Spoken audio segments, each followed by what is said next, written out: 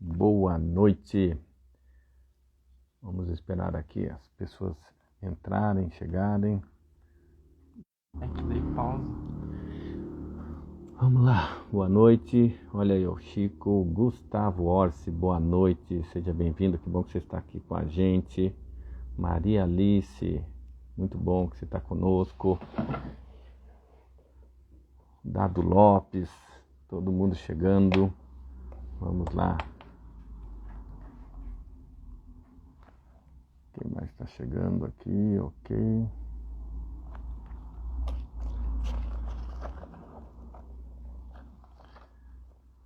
Esperar mais uns minutinhos. Daqui a pouco eu já convido o Cláudio também que vai participar. Josi, boa noite.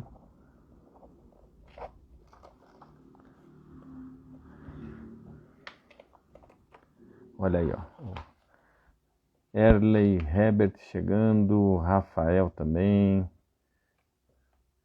Olha aí, ó. O Lucas lá da Keiken chegando. A Josi, boa noite. Hoje teremos então o nosso Prosa de Finanças, um bate-papo descontraído, bem bacana. A proposta é realmente assim, falar de histórias de vida de cada um. O convidado de hoje é o Cláudio Diogo, então é bem interessante. Victor, boa noite. Isso é bacana, gente. Eu ensino as pessoas a gastarem com sabedoria. Cláudio ensina a vender. Então a gente vai fazer um belo bate-papo no Prosa de Finanças. Convide seus amigos aí, gente. Manda aí o aviãozinho. Convide mais pessoas, tá? Vamos aí. Vamos lá. Vamos conectando aqui. Ok. Prosa de Finanças. Nós vamos fazer às terças, às quinta-feiras, tá? E vai ser assim, sempre com um convidado. A ideia é falar das nossas finanças pessoais, né? Falar de educação financeira e histórias de vida, coisas relacionadas ao dia a dia, o que podemos melhorar e quanto podemos melhorar, né? Então, começamos hoje esse Prosa de Finanças, né? Olha aí, vamos lá. Bel chegou, a Rita, a Mara, boa noite, Rita. Ok, olha lá. Ferreira entrou. Muito bem. Cíntia. Boa noite, Cíntia. O Lopes entrou. Opa. Então, gente, mande as suas perguntas aí, já prepare as suas perguntas. Nesse Prosa de Finanças, a gente quer fazer essa conexão, né? Por um lado, a gente precisa, a Cláudia entrou, a gente precisa vender, a gente tem que ganhar dinheiro. Por outro lado, a gente tem que saber também quando não comprar, né? E também para ganhar dinheiro. E aí, como é que faz isso, né? Então, vamos lá. Shirley entrou. Boa noite, Shirley. Boa noite, Cláudia. Boa noite.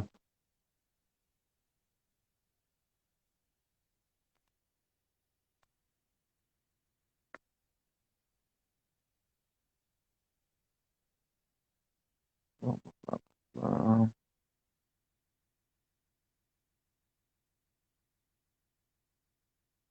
Quem mais chegou aqui? Então, vai escrevendo aí suas perguntas, vai mandando, tá? Quem já foi meu aluno conhece, sabe que eu sempre gosto de responder. Olha, a Heloísa aí, boa noite, gente, né? Olha o Weverton, faz muito tempo, Weverton, boa noite, que bom que você está aqui também com a gente. Então, envie sua pergunta, já prepare sua pergunta, tá? A ideia é a gente falar um pouquinho da nossa história de vida, de tudo que está acontecendo, né? E estou aguardando aqui a conexão. Já mandei o convite lá para o Cláudio. Ok, gente.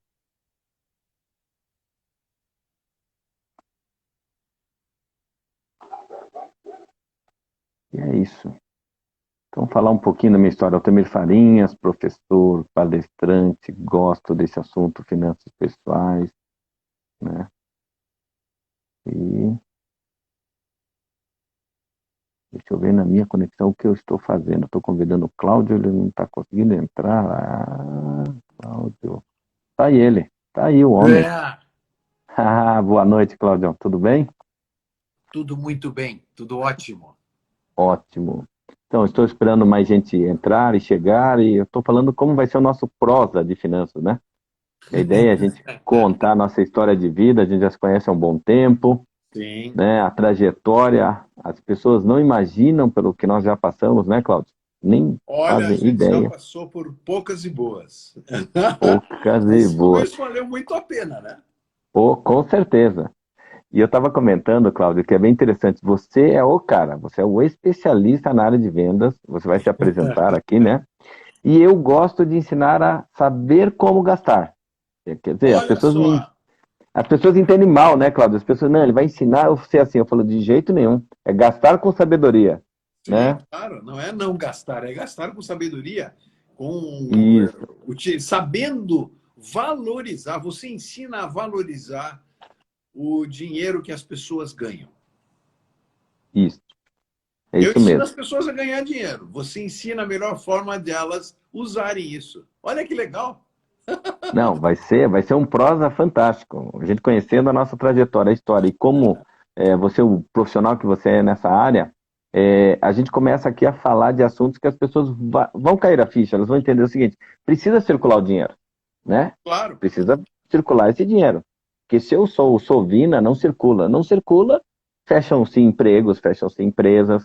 Então, quer dizer, como é que a gente trabalha no meio termo? Como é que tem o equilíbrio, né, Cláudio? Sim. Então, vamos começar o nosso prosa de finanças. Já tem pergunta. Boa noite, Silvana.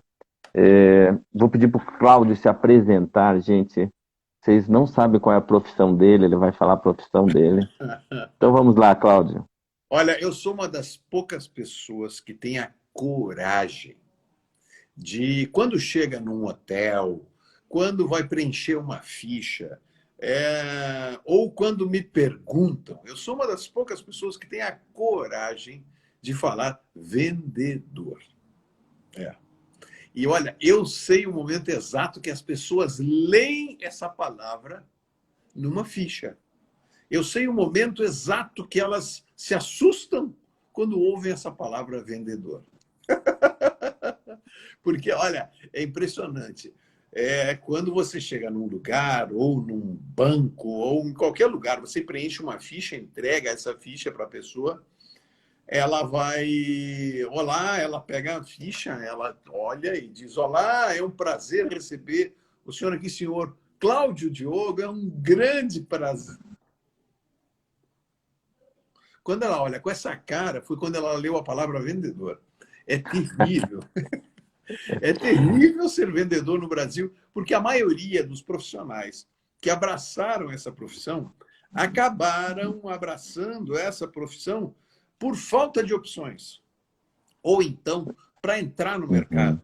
É impressionante como as pessoas ainda usam essa forma de se dirigir à minha profissão. Quando alguém está começando na uhum. vida, vai lá, 16 anos, 17 anos, a garota pede um iPhone para o pai, e o pai diz: Olha, minha filha, isso é muito caro, é melhor você ir trabalhar, porque desse dinheiro eu não tenho para isso, não. Ela fala isso para uma amiga ou para as amigas, todas as amigas vão dizer a mesma coisa. Olha, mas o que você sabe fazer? Ah, não sei fazer nada. Ah, então faz o seguinte, vai trabalhar de vendedora numa loja. É uma coisa doida. Todo mundo faz isso. Pronto, né?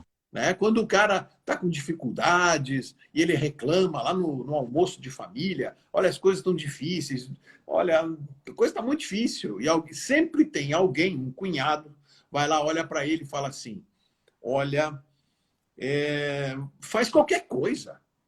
Mesmo nessa época, hoje em dia, a gente tem que trabalhar com qualquer coisa, não dá para escolher, não. Olha, nem Pega qualquer trabalha com coisa. qualquer coisa, nem que seja trabalhar em vendas. E o cara Uhum, vai, sim. porque ele arranja a colocação. As empresas insistem em não fazer política de retenção de talentos na área comercial. Elas insistem em fazer isso. Elas trocam as pessoas. Ah, o cara não vendeu, manda embora. O cara não vendeu, manda embora. Não fazem retenção. Então, o Substitui como turnover se é fosse uma peça. absurdo nessa profissão e isso faz com que, todos esses fatores fazem com que essa profissão não seja valorizada. E olha, eu quero deixar bem claro que a maior, se não for a única, a maior fonte de recursos da maioria das empresas é vendas. É venda, Se com você certeza. entrega a tua maior fonte de renda da tua empresa, ou seja, do que você vive, a pessoas que você não respeita, você não está respeitando a própria empresa. Então, vendedores movimentam o país. Olha, a gente está conversando com muita gente aí. Acabou de entrar a Vanessa, né? A Iliette, Gabriel. todas as pessoas que estão nos ouvindo e nos assistindo. Olhe em volta na sua casa. Tudo que você vê passou pela mão de um vendedor. Tudo. Inclusive a roupa que você está vestindo. Tudo passou pela Cláudio, mão de um vendedor. você me lembrou de uma coisa também. Quando eu chego nos hotéis e falo lá, né, o que você faz? E eu uso a expressão palestrante. Até aí não tem impacto nenhum. Mais uns, deve falar de qualquer coisa. Aí, pela curiosidade, pergunta, mas palestra do quê? Educação financeira. Opa, eu estou precisando disso. É automático ouvir uma educação financeira e falar, olha, esse assunto eu preciso e como eu preciso. Aí eu estendo o convite, né? Olha, vou estar aqui no salão tal, quem sabe vai lá. Aí não aparece, porque mesmo tendo uma oportunidade tal, de aparecer, ou, né, um convite, por exemplo, ó, aproveita, vai lá, estou te convidando, vai assistir. A pessoa precisa, mas não procura. Então, vamos começar aqui falando um pouquinho lá da nossa história e verificar o seguinte: o que é esse hábito errado, né, das pessoas precisarem de educação financeira, saberem que precisam, mas não procuram, não fazem. Então, por exemplo, eu tenho uma história aí que eu quero que você conte, porque eu sei que aos 14 anos você queria muito alguma coisa. E eu também, na mesma idade, eu queria muito alguma coisa. Mas primeiro, vamos lá. Você queria muito alguma coisa. Conta um pouco a história da gente, aos 14 anos, que você queria muito uma coisa. Aos 14 anos, eu morava em Curitiba, num bairro chamado Vila dos Ferroviários, ao lado do estádio de futebol do Colorado. O Colorado se transformou em Pinheiros e depois se transformou em Paraná Clube. Então, quem conhece Curitiba sabe que eu morava ao lado do estádio do atual Paraná Clube. Ali chamava-se Vila dos Ferroviários, porque tinham várias casas, é uma região ali, várias casas da Rede Ferroviária Federal. Da rede. Eu morava um pouco para cima, perto de um colégio chamado Hildebrando de Araújo, que existe até hoje. Eu morava ali e a gente passava por algumas dificuldades em casa e eu queria muito um Conga, Farias. Quem é do mercado aí, já vou dizendo, quem sabe o que é isso. Eu não queria um quichute. O quichute era muito top, era uma outra qualificação. Eu queria o produto de entrada, que era o Conga. E quem morou já em bairro bem pobre, ou mora até hoje, sabe, só existem 3 maneiras de você ter as coisas para você. Ou você compra, ou você ganha, ou você desapropria, digamos, tá? Não, é roubar mesmo. Ou você compra, ou você ganha, ou você rouba. Só existem essas 3 possibilidades. A quarta opção, ganhar, né, era muito difícil. Então, era muito difícil você ganhar alguma coisa de alguém, né? Então, e olha, a opção de roubar ela era tentadora, porque nós vivíamos o tempo inteiro, nós íamos para a aula de manhã, passávamos a tarde inteira zanzando ali pelo bairro, e eu passava na frente da casa dos garotos ricos, estava lá o Conga secando na janela. É tentador. Olha, não tinha cerca elétrica, não tinha câmera de TV, os cachorrinhos, esses bichos, Rottweiler, Pitbulls, não tinha inventado esses bichos ainda. Aquela época era cachorrinho, né? E você batia o teu cachorrinho e ia embora, só que alguma coisa não me deixava eu pegar o tênis dos outros. Eu olhava o tênis, os muros eram baixinhos, era uma beleza. Só que alguma coisa não me deixava, era uma força que naquela época, essa coisa que não me deixava roubar, eu chamei de cagaço. Mas depois eu fui saber que tinha outro nome. Era um negócio chamado caráter. O tal do caráter não me deixava. Eu sequer podia pensar nisso. Eu lembrava do meu pai e da minha mãe. Eu falava, ai meu Deus, não pode. Uhum. E só sobrou uma única opção, eu tinha que comprar, e para comprar eu precisava de dinheiro, o dinheiro só se consegue trabalhando. E um domingo era um dia, eu tive muita sorte, porque era um dia onde acontecia justamente em Curitiba o maior evento esportivo da história da humanidade. Era um dia de Atletiba, Atlético e Curitiba. Uma rua que terminava em frente ao estádio, continua passando até hoje, chamada Engenheiros Rebouças. Eu cheguei lá, eram mais ou menos 12:30, dedicaram um caminhão azul e amarelo enorme. Não é do Banco do Brasil, nem da Caixa Econômica, não é. Era da Kibon. E dentro do caminhão, ocupando toda a cabine, tinha um homem enorme, parecia um urso polar. O cara era branco, peludo, tinha as unhas compridas, um narigão grande, olhos azuis, uns 400 dentes na boca. Eu me aproximei do homem urso, bati na porta do caminhão. Eu falei, olha, eu tenho um sonho, eu preciso de uma oportunidade. Naquele momento, o homem urso começou a se autodescarregar do caminhão. Eu falei, eu vou apanhar aqui. Que nada, o homem falou assim, muito bem, garoto, se você tem um sonho, você tem 50% do caminho percorrido. Vamos ver do que você é capaz. Vai vender sorvete aí no estádio. Eu falei, mas eu não sei vender, como é que faz isso? Eu só queria uma grana para descarregar o sorvete, né? E ele disse, não, é muito fácil, rapaz, muito fácil. Está um dia muito quente. Eu vou te dar uma caixa de isopor. Nela vai ter sorvete de coco e chocolate, só isso. Você vai subir a arquibancada e quando abrirem os portões, logo você vai ouvir a palavra, ô sorveteiro, é você. Você é o sorveteiro. Você vai abrir a caixa de isopor, as pessoas vão escolher coco, chocolate e vão comprar. É muito fácil. E naquela época ele me ensinou a pegar o dinheiro de forma longitudinal, dobrar e amarrar assim nos 4 dedos aqui.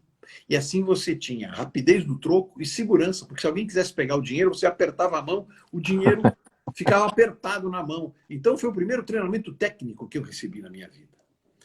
Abriram os portões 1:30, 2 horas da tarde, e eu estava lá parado na arquibancada e aconteceu exatamente o que ele falou. De repente eu ouvi, sorveteiro! Falei, sou eu. Eu sou sorveteiro. Eu subi a arquibancada, o meu primeiro cliente, e quem aqui trabalhou em vendas ou trabalha, está nos ouvindo, sabe muito bem o que é isso, a primeira venda, o coração saindo pela boca. É um negócio fantástico, é maravilhoso. Eu cheguei na frente do meu primeiro cliente, era um homem muito alto, ele chamou, estava ele e o filhinho dele, magrinho, loirinho, pequenininho. A hora que eu abri a caixa de isopor, o garoto, o filho dele, olhou para dentro, e aquele garoto, o que esse garoto gritou, é responsável por 4 livros que eu escrevi. O que esse garoto gritou é o que a nossa consultoria defende no Brasil, em 4 países da América Latina. O que esse garoto falou é o que talvez de mais importante tem nessa história. Ele olhou para dentro da caixa de isopor e gritou, papai, olha lá, chocolate gelado. Até eu olhei para dentro da caixa de isopor para ver o que tem aí. Chocolate gelado? Que troço doido é esse? Era o Kibon, o Chicabon, que tem até hoje. Chicabon, picolé de sorvete. Por que esse momento é tão fantástico? Aquele garoto me mostrou, ele me provou que a visão dos consumidores é completamente diferente da visão das pessoas que querem vender. As pessoas que pensam somente na venda, na grana, no processo, na meta, essas pessoas têm um pensamento paupérrimo, um pensamento muito pobre. Aquele garoto me mostrou, olha só, ele não queria sorvete, ele queria chocolate. Mas o dia estava muito quente, então ele queria o chocolate gelado. Aquele garoto me mostrou e me provou que os consumidores querem o que o produto faz, e não o que o produto é. As pessoas querem o que o produto proporciona a elas, e não o que o produto é. Elas não querem saber características técnicas, como ele foi feito, como ele foi fabricado. Não, não, elas não querem. Elas querem saber o que aquilo vai fazer por elas. E foi algo visual, hein, Cláudio? Quando eu descobri isso, Farinhas, foi um negócio incrível. Eu falei, peraí, isso é mágico. Eu desci embaixo das arquibancadas, troquei todos os meus sorvetes de coco por chocolate. Só lembrando, antigamente as arquibancadas eram de madeira ainda. Isso, as arquibancadas eram de madeira. Tinha que descer. Então eu descia, lá tinha uns depósitos também de madeira, cheios de gelo, e os sorvetes ficavam lá dentro. Porque não tinha câmara frigorífica, embaixo do estádio, nada disso. Eu troquei todos os meus sorvetes de coco por chocolate. E nesse momento, eu passei a ser o único vendedor de chocolate gelado no estádio inteiro. Ou seja, aos 14 anos eu era líder de mercado. E a pergunta que não quer calar, e aí, ganhou dinheiro ou não ganhou dinheiro? Ganhei, eu fui o cara que mais vendeu sorvetes aquele dia. Eu fui o cara que mais vendeu sorvetes aquele dia. E eu passei a trabalhar na empresa, lá do Homem-Urso. Na verdade, não era o motorista. Olha só, é uma questão de estrela. O motorista tinha faltado. Aquele cara era o gerente, um dos donos da empresa. Eu fui o cara que mais vendeu sorvetes aquele dia. Eu trabalhei naquela empresa, trabalhei alguns anos naquela empresa, trabalhei em outras empresas tradicionais aí do mercado do Paraná. Trabalhei numa grande distribuidora no Paraná. Daí eu de lá eu passei a ter uma carreira de vendedor, onde eu trabalhei como vendedor durante muitos anos. Eu morei em 5 cidades aqui no Brasil e 3 cidades fora do Brasil, sempre trabalhando com vendas. Passei a ser líder de vendas como executivo. E quando eu era executivo, eu descobri que eu tinha um problema. Eu não conseguia encontrar vendedores treinados. E isso nos idos de 89, mais ou menos, 99, eu e uns amigos montamos uma empresa de treinamento de vendedores. E ali Segura aí, eu passei Cláudio. a ser consultor. Segura aí, porque olha só, aos 14 anos queriam conga, queriam precisar de dinheiro, assim. Eu morava perto do Atlético, do Joaquim Américo, você perto do coisa. Meu pai torcia para o Ferroviário. E me levava nesse estádio, possivelmente ele comprou alguns sorvetes para mim. Olha! Mas eu também, de família humilde, eu me lembro que eu gostava de ler nessa época. Não gostava, e era antes, acho que eu tinha uns 10 para 12 anos, gostava muito de ler e gibi ainda. Então, gibi. E aí aquela história, eu quero dinheiro para comprar gibi. Para quem é adulto, quando fala com criança, já fala mais ou menos assim, é jogar dinheiro fora. Isso é porcaria, isso e tal. Mas a criança vive no mundo de criança. E isso eu ensino nas minhas aulas de educação financeira para os pais e nas escolas, né? A gente tem que descer o nível. Como esse teu mentor, né? O cara olhou um menino de 14 anos e falou, eu tenho uma linguagem para ele de 14 anos. Aí o que aconteceu? Ninguém queria me ajudar. Meus pais falaram, minha mãe já tendo muito trabalho, meu pai, olha, não vou dar dinheiro para isso. Aí eu tive um clique, peraí, eu tenho vários gibis, meus irmãos têm vários gibis, eu tenho um sobrinho que tem a minha idade, Cláudio, nós temos a mesma idade, meu sobrinho. Aí o que aconteceu? Eu chamei ele, eu falei, olha, vamos pegar caixa de papelão. Eu morava perto, na Alferes Poli, e tinha bastante movimento ali, a pé, aquele tempo da Alferes Poli. Aí nós pegamos caixas de papelão, colocamos na rua, dois moleques, colocamos um monte de gibi, tipo R$1, qualquer R$1. As pessoas começaram a passar e olhar aquilo, o que está acontecendo? Olha, eu estou vendendo porque eu quero ler um gibi novo. A expressão quero ler um gibi novo, as pessoas começaram com o maior carinho, a me dá 2, me dá 3, me dá 4. Aí eu descobri que vendeu muito rápido, porque eu tinha uma quantidade de gibi e o Gil tinha uma outra quantidade de gibi. Cláudio, na outra semana, o que eu fiz? Gil, você fala com seus amigos, eu falo com os meus.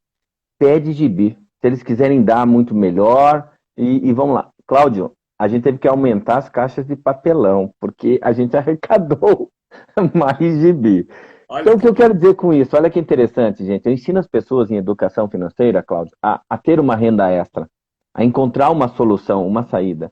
E eu descobri lá, quando era moleque, que a saída para eu comprar novos gibis era me desfazendo dos gibis velhos, sim. né? E muitas famílias que estão nos assistindo, e muitos vendedores, às vezes o cara está com problema financeiro, mas tem dinheiro parado em casa, Cláudio, né? Mas vamos lá, você chegou ali na sua carreira e tal, mas a pergunta que fica é, e o Conga? Ah, comprei o Conga e mais tarde evoluí, comprei o meu quichute e tudo mais. Então, foi muito bacana, foi uma carreira muito exitosa. Foi a única atividade que eu tive na minha vida, Farinhas, foi trabalhar com vendas. E sempre os vendedores... teve um momento como líder que eu tinha que me preocupar com a educação financeira dos meus liderados. Tá? Porque uma das características do profissional de vendas, ele normalmente ele é um cara que ele tem um discurso muito assim. Eu não gosto de ficar sentado numa mesa, não me coloque numa mesa. Eu gosto de rodar, eu gosto de andar por aí, eu gosto de conversar com as pessoas. Então, na verdade, ele não gosta muito de organização, ele não gosta muito de cobrança. Tá? Então, ele acaba escapando, isso é uma característica de personalidade, é um perfil, e isso, na verdade, tem um lado muito positivo, porque ele consegue se adaptar às mudanças muito mais rapidamente do que outras pessoas que são ligadas ao aspecto de organização de uma maneira muito ferrenha. Então, eles têm essa capacidade de mudar, eles têm a capacidade de mudar a chave muito rapidamente. Tá? Mas essa falta de organização, que é natural dos profissionais, da uma boa parte dos profissionais de vendas, faz com que eles acabem não organizando a sua vida. E isso, muitas vezes, atrapalha lá o processo de venda. Eu via muitos vendedores, eles já estavam pensando onde gastar o dinheiro antes de ganhar. Ótimo. Segura aí que esse é um assunto importante. Olha só, Cláudio, você falou o seguinte, o vendedor é um excelente profissional. O cara é bom no que faz, né? É muito bom. E aí, como você falou, você tinha uma equipe boa, mas tinha um problema, que era essa parte da educação financeira. Sim. Né? E eu trabalho muito forte com isso. O que eu vejo na maioria das empresas? Muito material de liderança, muito material de motivação, material de venda e pouco material de educação financeira. Sim. E aí, o que eu imagino, né, Cláudio? Que aquele cara que é o teu bom vendedor, ou que está numa equipe, ele delega a administração financeira para a esposa. Né? Porque ele fala o seguinte, eu trabalho muito, e ele é fera, ele acorda de manhã, vai lá e tal, e vende, e sei lá, se põe uma máscara no dia que ele não está bem, mas ele se transforma e vende. Ou seja, ele produz e gera resultado. E o mas que como você você acha falou, disso, Farias? Isso é bom? Isso é bom. A pessoa tem que ser bom naquilo que ela faz. Mas aí qual que é o problema? O problema é quando eu, Altemir, faço isso e delego para a Rossânia, minha esposa, ó, cuida da casa, cuida das finanças, cuida dos filhos, cuida de tudo. Estou sobrecarregando o cônjuge. Né? Se a mulher for vendedora e ela falar, olha, eu odeio planilha, não quero nem saber de números, joga para o marido. Está sobrecarregando o marido. E aí é que tá, Cláudio. No Brasil, a educação financeira começou realmente em 2010, tá? Com mais peso, mais forte. E a pandemia agora trouxe o assunto com tudo. Tá? Muita gente na ponta do lápis fazendo conta. Então vamos ajudar agora esses vendedores. O cara já é bom no que ele faz, Cláudio, né? Então ele vende. Agora, eu também tenho que ensinar a esposa, ele e os filhos a gastar com sabedoria. Sim. Porque senão ele vende e ganha, como você falou lá, muito bem, mas ele gasta acima do que ele ganha. Toda pessoa que gasta acima do que ganha é endividado. Então eu deixo de ser o bom vendedor para ter um rótulo agora, endividado. E você, quando liderou a sua equipe, eu garanto que você viu pessoas ali que em dados momentos eles estavam alternando humor, porque o endividamento mexe com a saúde emocional, né? Inclusive, Me fala um pouco disso. Inclusive, nós passamos a interferir nesse processo. Nós passamos a ajudar as pessoas. A gente treinava não só o vendedor, mas o casal, para que os dois cuidassem das finanças. Nós fizemos um processo, eu liderei um processo uma vez numa multinacional que eu trabalhava. Nós criamos um grupo chamado os grupos de anjos.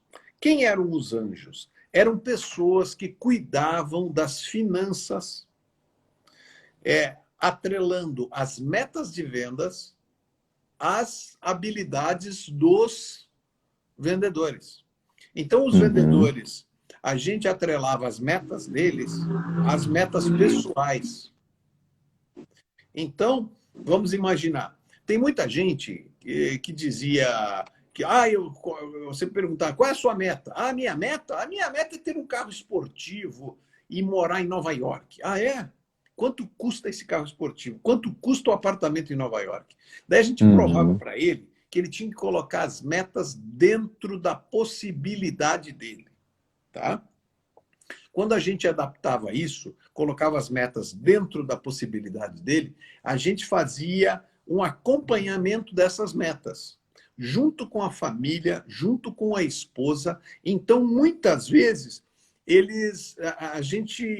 vamos imaginar, o fulano tinha como meta comprar um terreno. Legal.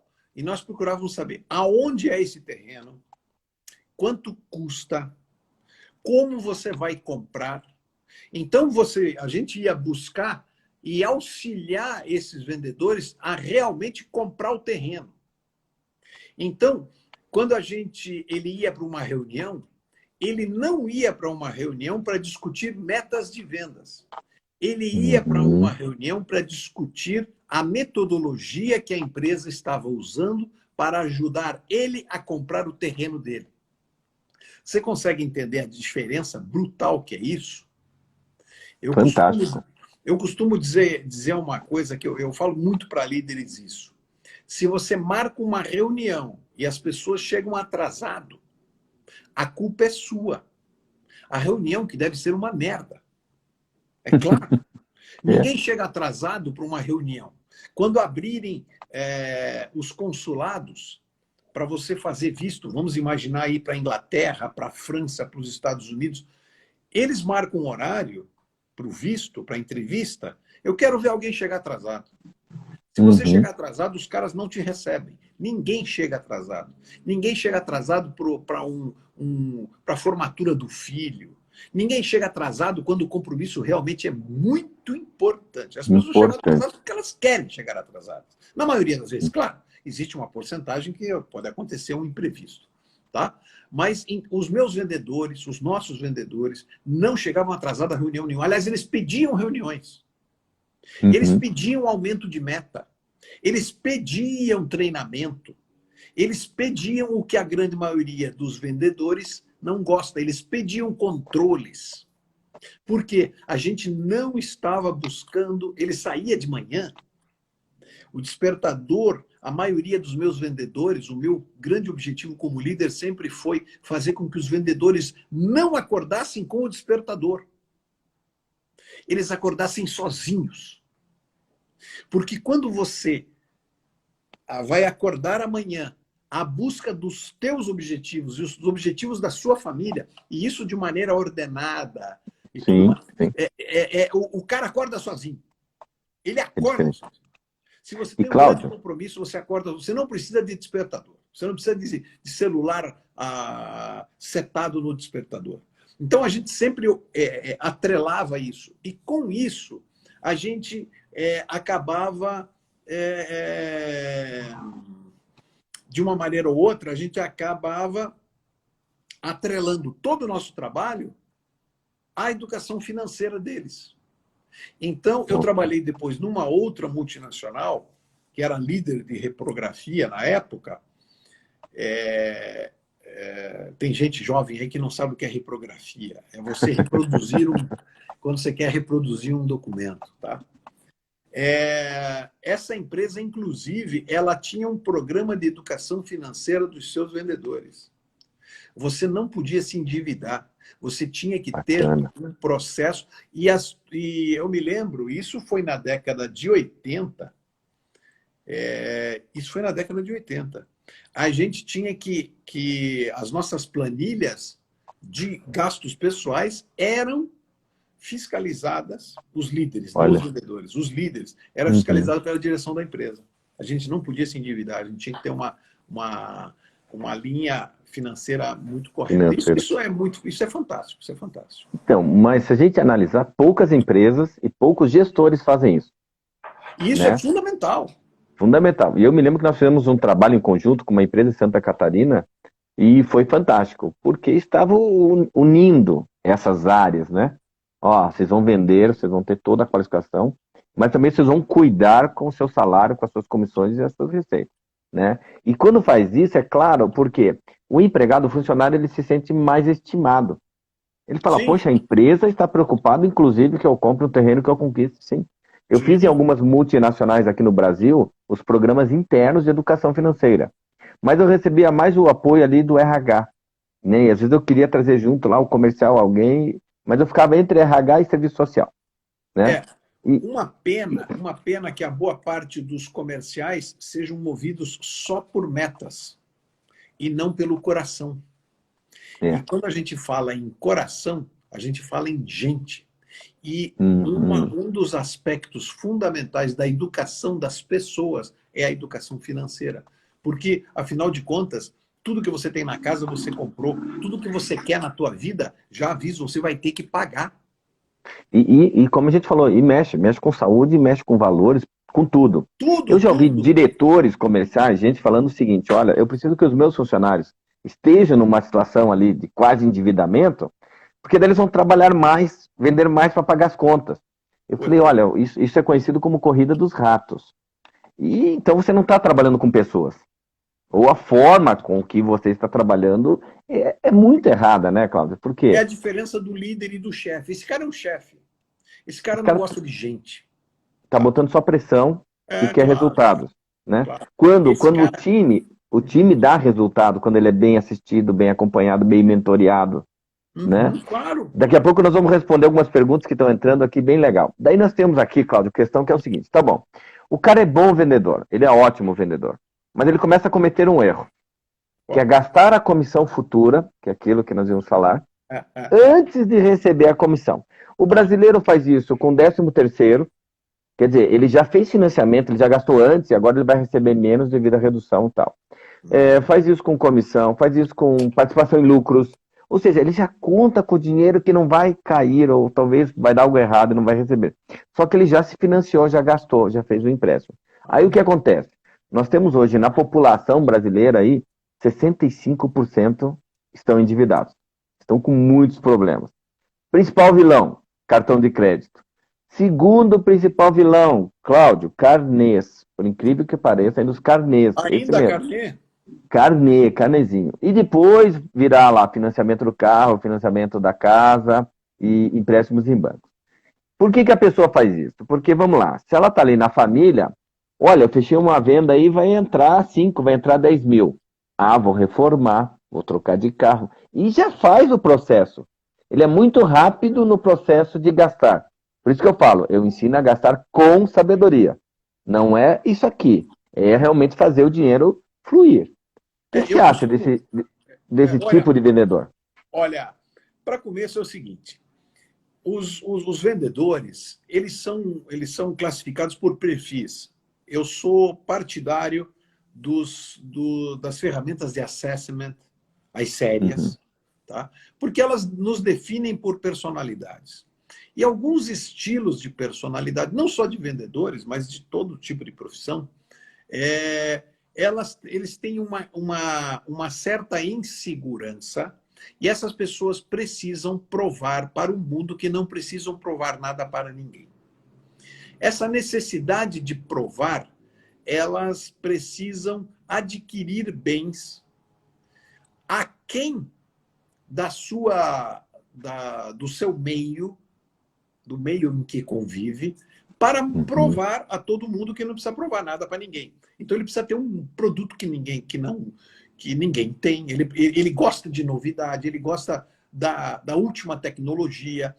O smartphone foi lançado semana passada, ele precisa comprar. Tecnicamente, ele não precisa desse smartphone, mas ele precisa comprar isso. É uma característica, e existem alguns tipos de personalidade e tipos de vendedores que acabam agindo dessa maneira. Essas pessoas, normalmente, elas têm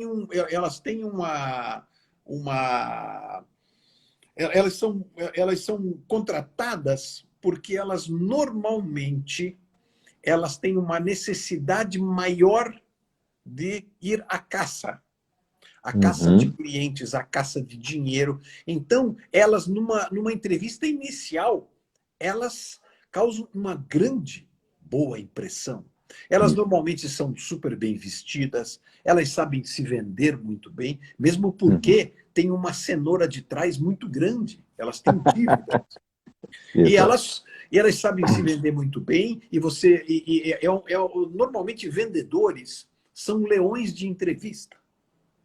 Então, normalmente esses caras são contratados porque eles têm eles têm uma necessidade muito grande. Sabe Só que falar depois isso. caem na real.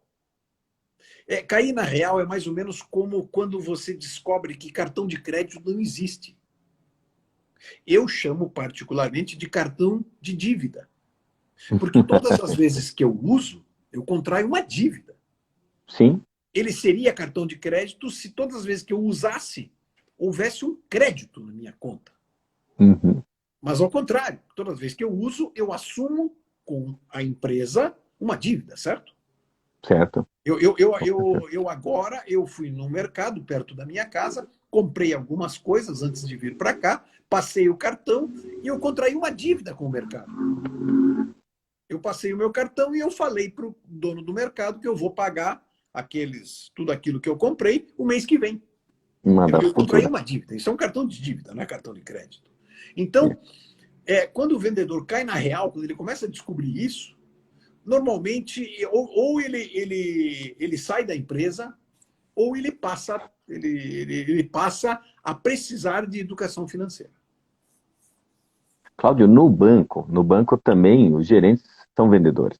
E eu trabalhei com muitos gerentes, eu trabalhei muito tempo no mercado financeiro. E eu me lembro que eu era muito jovem, eu observava aqueles que viviam de aparência, que era isso mesmo que você está falando. O melhor terno, carro trocava quase toda hora, uma moto. Então ele necessitava daquela aparência, e alguns usavam a seguinte desculpa: olha o cérebro como trabalha, a mente como ela acaba sabotando as pessoas, né? Eu preciso desse carro, porque a hora que eu chego no estacionamento da casa desse meu cliente, que é muito rico, eu causo uma boa impressão. Aí ele usava o relógio, ele usava tudo que ele poderia para causar essa boa impressão. Só que tem um detalhe: tudo aquilo tinha um garantidor, que era o banco.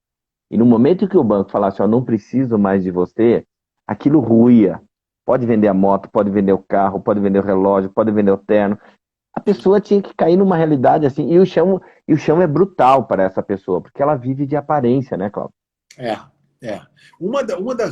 Eu acho que tudo que está acontecendo nos últimos aí 7, 8 meses está transformando a gente de tal maneira que a gente vai passar a ser, eu acho que, primeiro, a gente vai ser muito mais reativo, a gente vai passar a reagir em tudo com muito mais rapidez.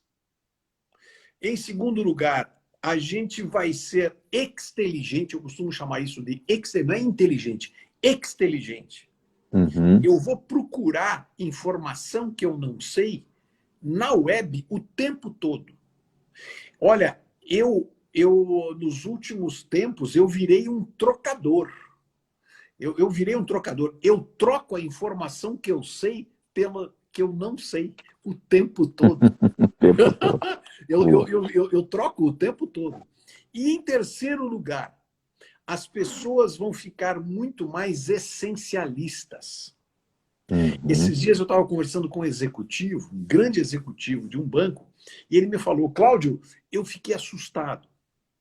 Pela primeira vez eu me voltei, eu comecei a olhar para mim, abri o meu armário, eu descobri que eu tinha 40 gravatas. Eu descobri que eu tinha 40 cintos, Cláudio. É um absurdo. É um absurdo. E daí as pessoas começaram a se olhar e dizer, peraí, mas eu não preciso de nada disso. Tanto que o mercado de luxo e o mercado do supérfluo vão sofrer, já estão sofrendo terrivelmente. Terrivelmente. Porque as pessoas vão ser muito mais essencialistas. E outra característica, além de essencialista, nós vamos ficar muito mais solidários.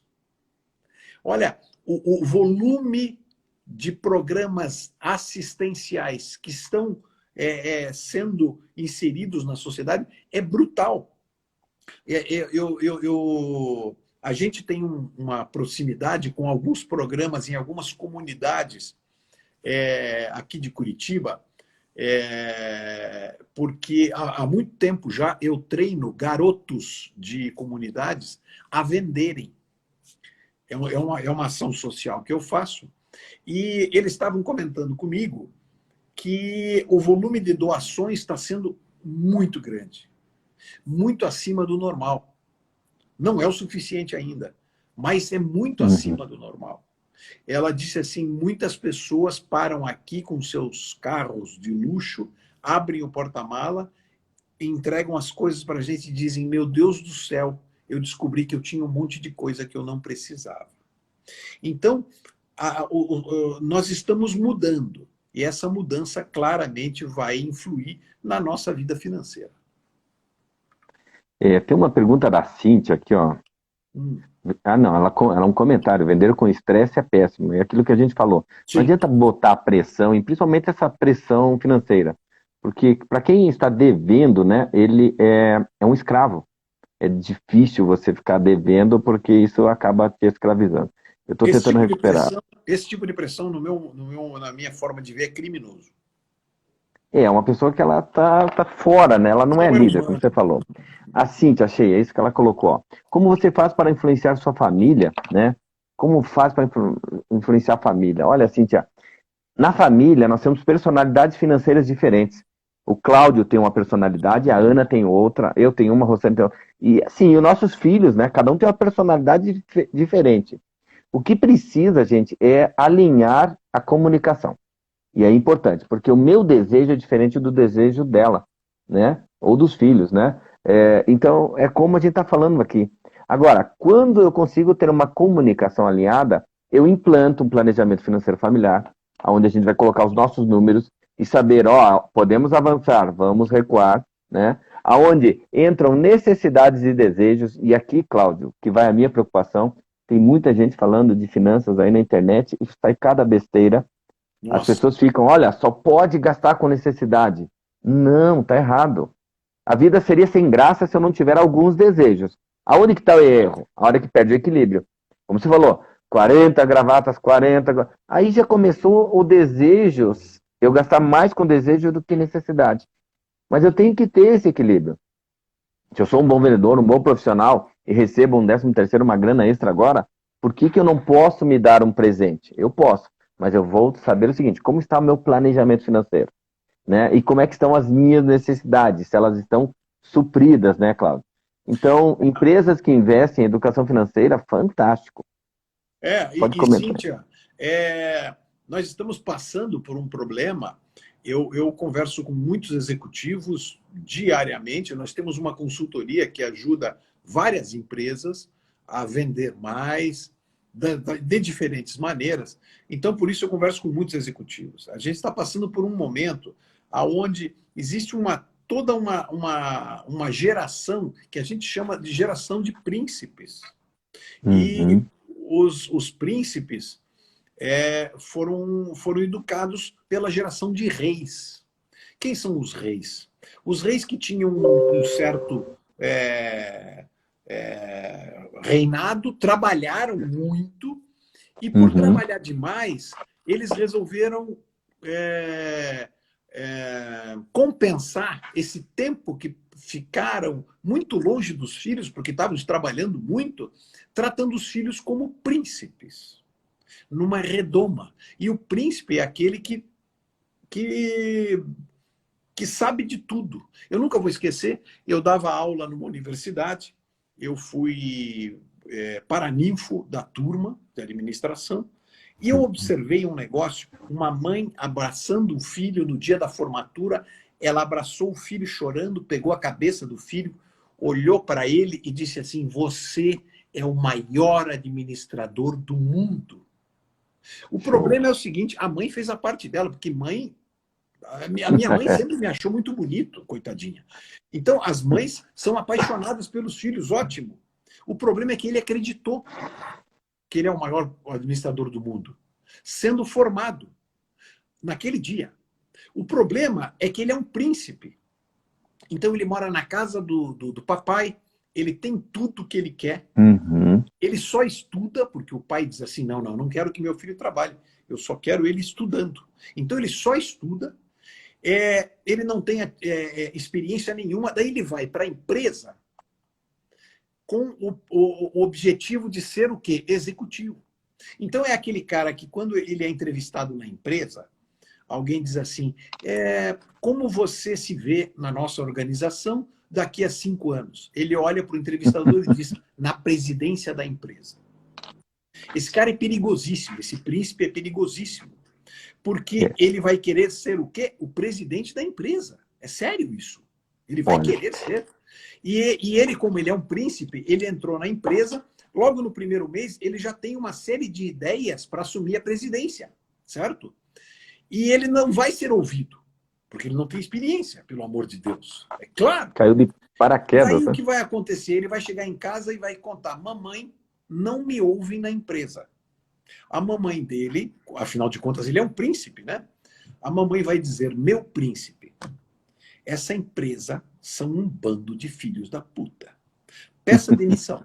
Esses caras não sabem o príncipe, o valor, eles não te dão valor. Daí o que acontece? Você encontra caras com 30 anos que trabalharam em 8 empresas e trabalharam 9 meses em cada empresa, porque 9 meses é o tempo que dura o príncipe. Porque o seguinte, com 9 meses ele descobre que ele não vai ser o presidente da empresa. E não é tão competente quanto a mãe achou que ele era. Não é tão competente quanto a mamãe achou. E daí você encontra uma geração de caras de 30 anos que trabalharam em 8, 10 empresas, que eles não conseguiram ser presidente, né? Frustrados. Absolutamente frustrados. Que é a motivação, frustrados. Motivação errada, né? É claro, são príncipes. São príncipes.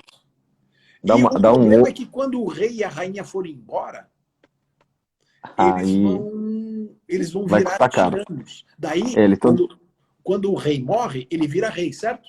Só que ele é rei de reinado nenhum. Daí ele se torna um tirano. Sim. Nós estamos aí com... problema. Não, quem está nos assistindo aí é o Menegatti, um grande abraço para ele, o professor Menegatti, fera, né, Cláudio? É um grande cara. Esse é outro fera. Tem a pergunta da Ana Célia, muito bacana, e o nosso tempo está voando, gente. Por isso que o Prosa de Finanças é show. Está voando o nosso tempo aí, estamos chegando ao final daqui a pouco. Mas a Ana Célia perguntou o seguinte, e aí, educação financeira para autônomos? Por quê? Porque o autônomo é um grande vendedor também, só que ele é dono do próprio negócio, né, Cláudio? É o cara que eu falo que acende a luz, apaga a luz, ele compra, ele vende, ele cuida de tudo. Ele é o office boy e é o presidente da empresa. Então ele tem que agir como office boy e como presidente. Ele tem que ir lá pagar conta lá na Caixa do Banco do Brasil e, ao mesmo tempo, tem que abrir o Excel e fazer todo o planejamento de organização da empresa. E fazer as contas. Qual que é o grande erro na educação financeira de todos os autônomos, né? É que todo o dinheiro que entra, ele acha que é dele. E aí é o grande erro. Então, eu vejo muita gente que é bom vendedor como autônomo, né? E vende produto de beleza, vende o que você imaginar. Só que qual que é o erro, né? Vendeu, colocou R$500 no bolso aquele dia. Ele é capaz de ir no mercado e gastar os R$500, porque ele precisa fazer a sua compra semanal. Só que ele não entende que daqueles R$500, Cláudio, 400 talvez, 300 não lhe pertencem. Então, autônomo. Se quiser, lá no meu site tem uma planilha, site altemirfarinhas.com.br, preenche a planilha e antes de gastar o dinheiro que não lhe pertence, o que você faz? O planejamento e descobre o seguinte, opa, tem conta de luz, tem internet, tem gasolina, tem seguro. Nós temos uma infinidade de despesas. Eu tive um convite do Cláudio, eu dei uma palestra no Curitibano, lembra lá, Cláudio? Sim. E a gente estava falando exatamente isso. Antes de você sair investindo, antes de você sair se aventurando em muitas outras coisas, para de perder dinheiro. E o que é onde a gente para de perder dinheiro, né? Nessas compras erradas e algumas decisões financeiras erradas. Cláudio, nós temos aí mais 5 minutos. Muito obrigado aqui, está aqui a Carla, tem muita gente entrando que participou. Vamos dar um recado final aí para quem está participando do Prosa de Finanças, tá bom? A gente colocou que não é um erro, né, Cláudio, ter desejos. Eu acho que vale a pena realmente ter os desejos, né? Mas agora uma mensagem final lá, vendedores, autônomos, você que trabalha muito e sabe como ganhar dinheiro. Uma mensagem para ele saber administrar o dinheiro, Cláudio. Olha, principalmente saber encarar o que está em torno de você. Eu sou um contador de histórias, story selling. Era uma vez um Mulan, estava no deserto, quando passou a peste. E ele perguntou, onde você vai? Ele disse, eu vou a Marrakech e vou matar 1000 pessoas. Na noite seguinte, ele voltou, encontrou a peste novamente e disse, peste mentirosa. Você me disse que mataria 1000 pessoas e eu soube que morreram 3000. A peste disse, eu não menti. Eu matei 1000 pessoas. As outras 2000 pessoas morreram de medo. Então, o fundamental é de tudo que a gente está passando, não tenha medo. Não tenha medo. Ótimo. Tenha toda uma visão diferente e entenda todo esse mercado como uma grande oportunidade. Ótimo. Então, quer dizer, saber ganhar dinheiro, saber gastar o dinheiro que ganha, né? Ok? E controlar realmente, porque você também é dono de uma empresa chamada família, né? E quando Sim. começa a misturar o caixa, que é dinheiro do negócio, com o bolso, dinheiro da família, a coisa meio que se atrapalha, meio que acaba se embolando, né? Então, Sim, gente, todo dono de uma MEI, ele tem o CNPJ. Ele tem que entender que ele é empregado de si mesmo. de Então, si ele tem que mesmo. ser tratado assim.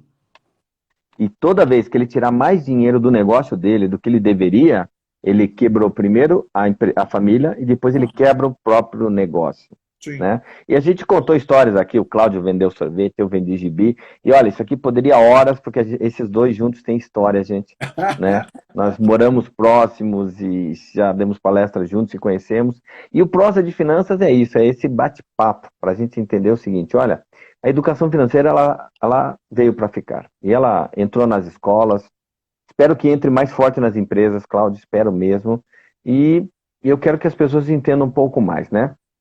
A frase que eu coloquei no vídeo anterior é essa, né, do Benjamin Franklin, né, que a gente tem que cuidar com a preguiça. A preguiça avança tão devagar que a pobreza não demora a alcançá-la. Então não tenha Com preguiça certeza. de consultar, de ter mentores, não tenha preguiça de querer ganhar dinheiro, gerar renda extra, tá? Eu estou Olha, aqui, Cláudio. eu quero avisar os nossos, quem está nos ouvindo, para me seguir, siga o Farinhas, porque o Farinhas publica muita informação para o teu crescimento. Eu conto muitas histórias para você vender mais. Siga a gente, vale a pena. Isso, não deixe de recomendar isso aqui para os seus amigos. Vamos ter um outro Prosa de Finanças no sábado. Possivelmente o Cláudio volta, porque a gente tem muito o que conversar. E participe, porque é um bate-papo, né? Eu me lembro quando o Cláudio contou a história para mim há muito, muito tempo aí de vender os sorvetes. Falei, gente, é isso mesmo, né? E a gente precisa transmitir isso, né, para essa nova geração. Por isso que o Cláudio é voluntário em projetos sociais, eu sou voluntário em projetos sociais. E a gente quer distribuir conhecimento, né, Cláudio? Ajudar cada vez mais pessoas. Então, Cláudio, as pessoas te encontram onde? Olha, é muito fácil. Nesse Instagram que você está me vendo, Cláudio Diogo, _storyseller. Ou então digita no Google, Cláudio Diogo, e me segue lá, porque lá no Google aparece todas as minhas redes sociais. Cláudio Diogo. É muito Ótimo. fácil de seguir e você recebe, olha, tem uma publicação por dia, a gente tem blog, a gente tem podcast, muito legal. Um podcast que você encontra em todas as ferramentas de áudio. Então vamos lá, Altemir Farinhas está aqui, também está fácil. O site Altemir Farinhas, gente, 3 e-books, ensinando as pessoas a lidarem com as suas finanças sem aquele medo. As pessoas têm muito medo de planilha, Cláudio, de controle. Gente, é algo que precisa ser feito. E é como fazer. O que você coloca do lado do controle? O que o Cláudio falou lá, quando ele dirigia na empresa lá. Olha, coloca o controle, mas coloca os sonhos, os seus objetivos de vida, uma viagem, um terreno, o que você quer conquistar.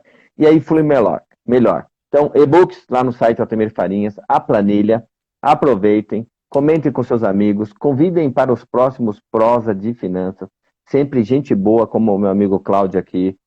Tivemos várias pessoas aqui presentes. A Ana já está dizendo que legal, obrigada, boa noite, valeu demais. Tem gente colocando aí, olha, vou recomendar com certeza, vou voltar. Então, espero vocês. No sábado temos aí 8 horas Prosa de Finanças. Cláudio, uma boa noite, meu amigo. Muito obrigado. Boa noite. Fica com Deus. Um beijo para todo mundo. Tchau. Tchau, tchau.